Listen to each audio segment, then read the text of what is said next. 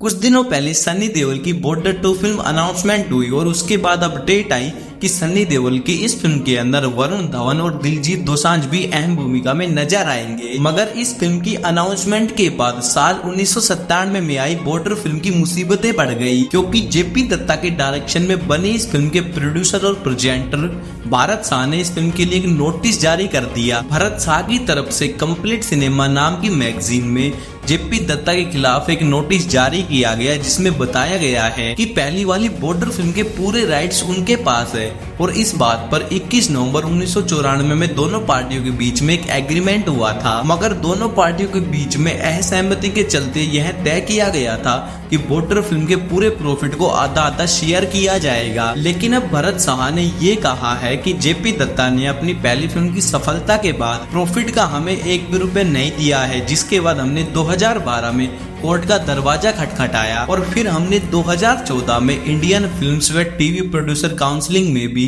JP Dutta के खिलाफ FIR दर्ज कराई थी। और इस पब्लिक नोटिस में यह भी बताया गया था कि जेपी और भरत के बीच में जो एग्रीमेंट तय हुआ था कि बॉर्डर कैसी चल रही है और बॉर्डर फिल्म कितनी कमाई कर रही है, इन सभी चीजों की अपडेट भरत को भी दी जाएगी। लेकिन जेपी दत्ता की तरफ से ये सभी अपडेट जो भरत को नहीं दी गई थी। भरत शाह के मुताबिक जेपी दत्ता ने इस एग्रीमेंट का उल्लंघन किया है, जिसकी वजह से वो उनके खिलाफ कोर्ट में पहुंचे और अब इनका ये केस जो बॉम्बे हाई कोर्ट से सिविल कोर्ट में ट्रांसफर हो गया। इस नोटिस में एक तरह की चेतावनी भी है उन लोगों के लिए जो जेपी दत्ता के साथ बॉर्डर फिल्म से जुड़े हैं, क्योंकि नोटिस में यह कहा गया है कि जो भी कोई बॉर्डर फिल्म की डील जेपी से करने के लिए जा रहा है वो ये काम अपने रिस्क पर करे, क्योंकि उनका नाम भी कोर्ट में ऑलरेडी मेंशन है। भरत शाह ने अपने एक इंटरव्यू में कहा कि जेपी दत्ता ने हमें बॉर्डर फिल्म के बारे में कुछ भी नहीं बताया था। जब सोनी को इसके राइट्स बेचे गए तो मुझे शेयर मिला और इसके अलावा बॉम्बे सरगट में भी मुझे शेयर मिला था,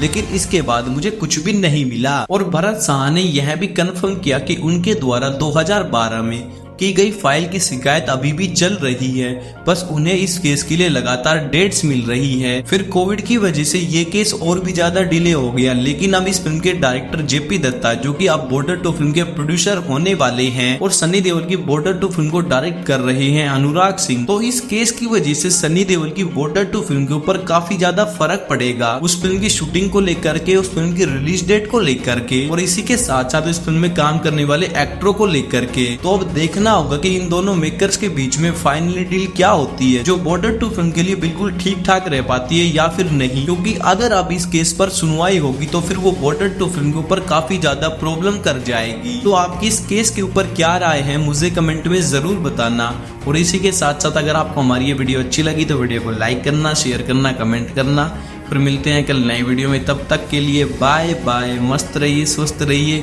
और इसी के साथ साथ हमारे चैनल को भी सब्सक्राइब जरूर कीजिए। Thank you.